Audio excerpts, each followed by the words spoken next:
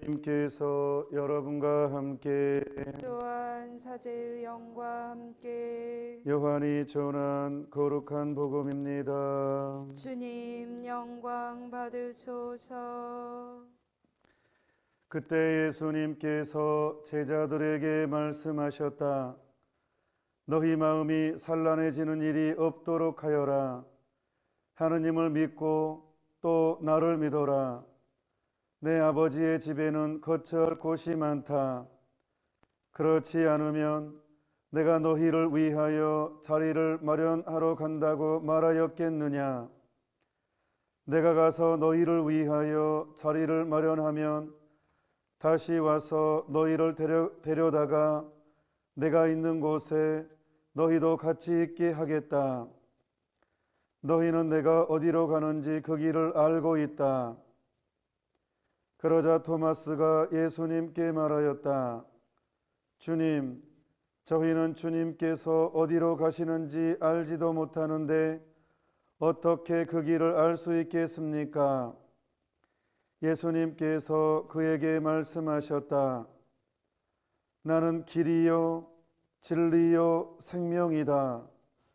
나를 통하지 않고서는 아무도 아버지께 갈 수 없다.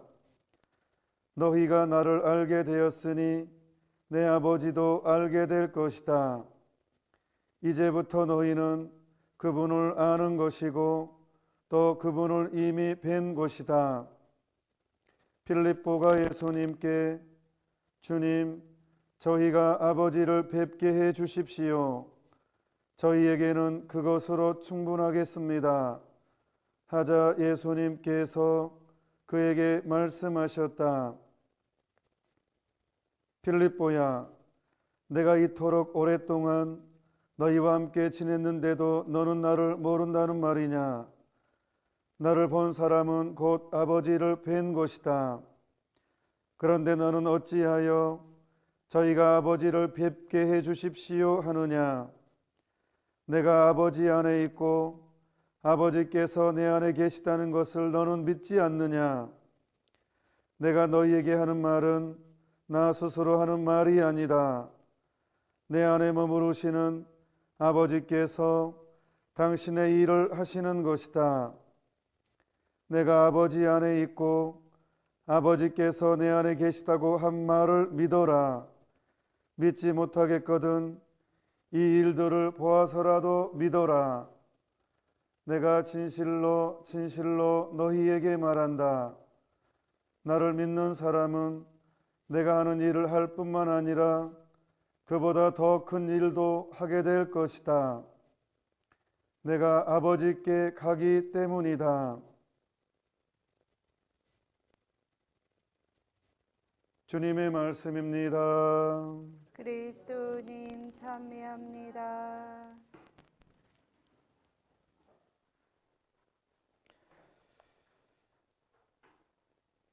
예, 이런 이야기가 전해져 내려옵니다. 물론 제가 만든 이야기지만 1시간이 행복하려면 목욕을 하면 되고 하루가 행복하려면 이발을 하면 되고 일주일이 행복하려면 뭐를 해야 될까요? 여행을 가면 되고 한 달이 행복하려면 결혼을 하면 되고 너무 짧나요? 한 달? 오케이 3년 한 3개월 아니 제가 근거가 있어서 근거가 있는 것이 아니라 제가 결혼을 비하하는 것이 아니라 결혼 생활이 힘들다는 것을 제가 말하고 싶어서 또 괜히 또 제 이 말로 또 어쨌든 한 달이 행복하려면 결혼하면 되고 평생 행복하려면 이게 중요해요. 평생 행복하려면 하느님을 만나면 된다. 괜찮습니까? 어떻습니까? 맞죠? 감사합니다. 사람이 육체적으로 굉장히 피로하잖아요. 굉장히 피로한 경우는 사실 일이 많아서 필요하기보다는 더 많은 경우에 정신이 필요해서입니다. 내가 근심과 불안, 두려움 이런 것들은 이 정신이 먼저 필요해지잖아요. 그럼 육체도 필요해집니다. 그러니까 진짜 사람을 피곤하게 하는 것은 두려움, 근심, 불안함 이것이 육체의 피로의 가장 큰 부분을 사실 차지합니다. 사람은 근본적으로 세 가지를 추구하는 존재입니다. 첫째, 우리는 사랑을 추구하는 존재입니다. 우리는 사랑을 원합니다. 근데 이 사랑은 하룻밤 그냥 자고 그냥 기쁘고 그 다음 허전을 느끼는 그런 사랑이 아닙니다. 그냥 공허나 환멸이나 실증을 느끼는 그런 사랑이 아니라 시간도 제약받지 않고 늘 환희를 느끼는 그런 사랑을 원합니다.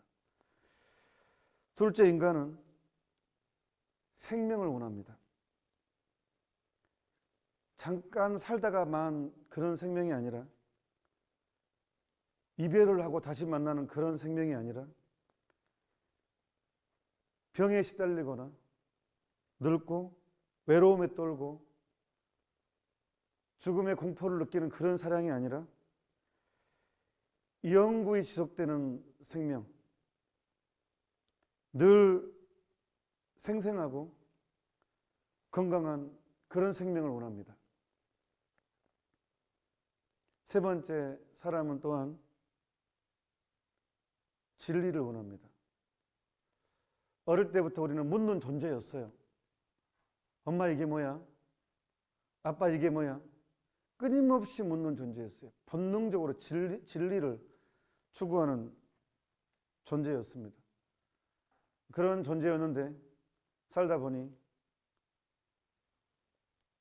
변진섭 씨의 노래 우리에게 사랑이 필요한 거죠의 노래처럼 그대 어깨 위에 놓인 짐이 너무 힘에 겨워서 인생의 무게로 넘어지고 버덕이다가 이제 이 묻는 것도 잃어버렸습니다. 나는 왜 살까? 이것도 잃어버렸어요. 우리는 진실을 원합니다. 1 더하기 1은 이런 수학적인 진리나 지리적인 진리, 고고학적인 진리가 아니라 진리 전체를 원합니다. 인간은. 안타깝게도 우리 인간사 안에서는 우리가 살아있는 동안 이 세 가지를 완전한 상태로 누릴 수가 없습니다. 왜냐하면 인간사 안에 사랑이란 증오가 깃들어져 있고 서운함이 깃들어져 있습니다. 또한 인간사 안에서 진리는 오류가 섞여 있고 지상에서의 생명이란 늘 죽음의 그늘에 덮여 있습니다. 언제 죽을지 모릅니다. 불안함이 있습니다.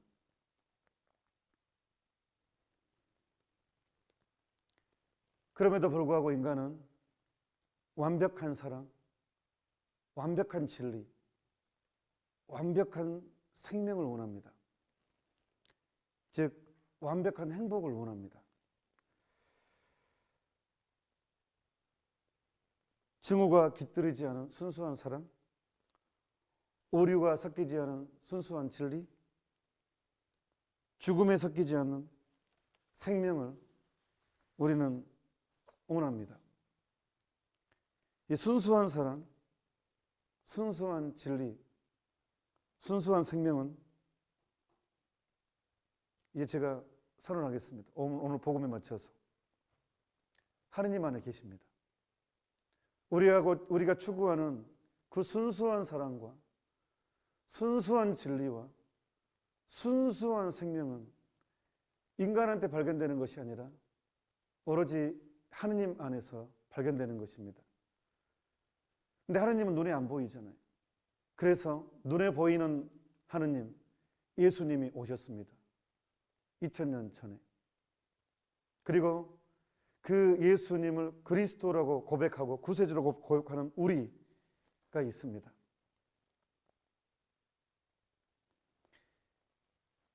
우리의 구세주이신 예수님 안에 생명, 진리, 사랑이 다 들어있습니다. 그래서 예수님께서 오늘 나는 길이요, 진리요, 생명이다라고 하신 것입니다. 근데 참 좀 민망합니다. 인간들 때문에. 하도 예수님을 이용한 사람들이 많아가지고 이 말 하기도 조금 두렵습니다. 하도 예수님을 이용하고 사실 제가 이제 조만간에 우상숭배에 대해서는 개신교에서 카톨릭은 우상숭배라고 하도 그러니까 제사 지내는 것을 제가 정리를 했습니다. 제사가 무엇이고 우상숭배가 무엇인지를 지금 계속 지금 요즘 며칠 동안 계속 그거 지금 자료 찾고 공부하고 정리하고 있는데 제가 공자사상 그것까지 인사상까지 공부하고 있습니다. 제사 설명을 하려고 지금 제가.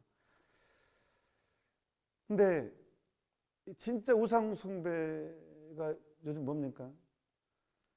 예수님 이름으로 돈에 집착하는 대형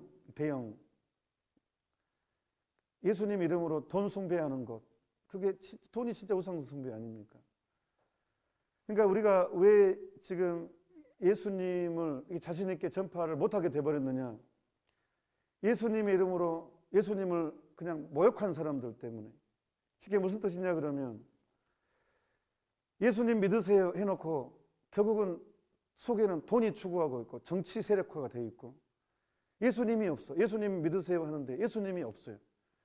거기에 돈이 있고 권력이 있고 정치가 있고. 그러니까 결정적으로는 뭐냐? 예수님을 믿는다는 것은 나의 변화를, 회개를 전제로 하는 거잖아요. 내 삶이 바꿔야 돼요. 근데 나는 안 바꾸고 다른 사람만 바꾸려고 해요. 세상의 개혁은 나를 바꿔야 세상이 개혁되는 거예요. 나는 바꾸지 않고 다른 사람만 바꾸려고 하니까 세상이 안 바뀌는 거예요. 세상을 바꾸려면 내가 바뀌어야 돼요. 그러니까 내가 예수님을 전하려면 내가 바뀌어야 돼요. 내가 예수님화 될 때 내가 길이요 진리요 생명이심을 충만하게 누리게 될 때 사실은 세상이 바뀌는 것이고 예수님은 전파되는 것 아니겠습니까? 강력하게. 근데 나를 바꾸지 않고 다른 사람만 바꾸려고 하는 이게 세상에 너무 많이 퍼져 있죠. 예수님 믿으세요. 내가 먼저 믿어야 됩니다. 참으로 믿어야 됩니다. 참으로 예수님화. 우리는 내 개인이 온전히 예수 그리스도의 삶을 살아내야 돼요. 그게 알테르 크리스토스라고 그래요. 제2의 그리스도. 이거 나를 바꾸지 않고 다른 사람만 바꾸려고 하니까 예수쟁이라는 소리가 나오는 것입니다. 주식회사 예수라는 단어가 나오게 되는 것입니다. 우리는 참으로 예수님을 믿으려면 나는 길이요 진리요 생명이다. 나를 통하지 않고서는 아무도 아버지께 갈 수 없다고 그랬어요. 예수님은 내 사랑이고 내 진리이고 내 생명입니다. 이 안에 내가 추구하고 있는 모든 것들이 다 들어있습니다. 사람이 참으로 행복한 순간은 양심이 깨끗할 때예요. 월급 받을 때가 아니에요. 돈이 들어올 때가 참으로 행복한 순간이 아니에요. 그건 잠깐입니다. 쾌락도 순간입니다. 인간이 참으로 깊은 평화와 깊은 사랑과 깊은 행복감을 누리려면 양심이 깨끗해야 됩니다. 마음이 깨끗한 사람이 하느님을 만납니다. 그래서 예수님께서 우리에게 오신 이유는 뭐 하지 마라, 뭐 하지 마라, 뭐 하지 마라가 아니라 좀 더 근본적인 것입니다. 용서입니다. 용서. 잃어버린 순수함을 돌려주기 위해서 순수한 사랑, 순수한 진리, 순수한 생명을 돌려주기 위해서 예수님이 우리에게 오신 것입니다. 예수님을 만나면 사람은 바뀝니다. 그래서 제가 고등학교 2학년 때 제가 그때 고행사를 통해서 주님 당신이시군요. 그때 느낀 게 너무 강력했기 때문에 그게 하나의 그게 저한테는 주님 당신이시군요. 그것으로 인해서 발버둥 치고 있는 것 같아요.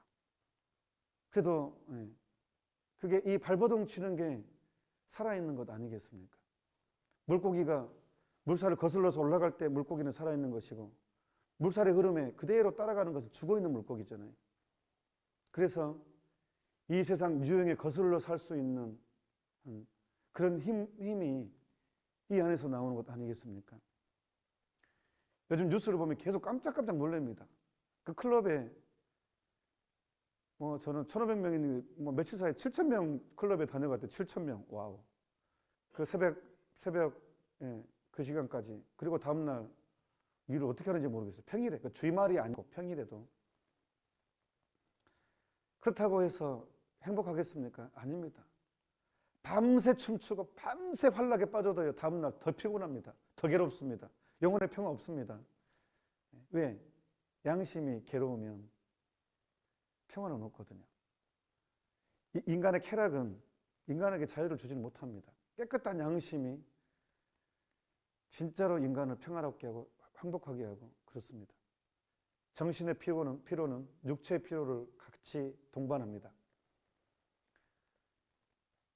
예수님께서 우리에게 오십니다.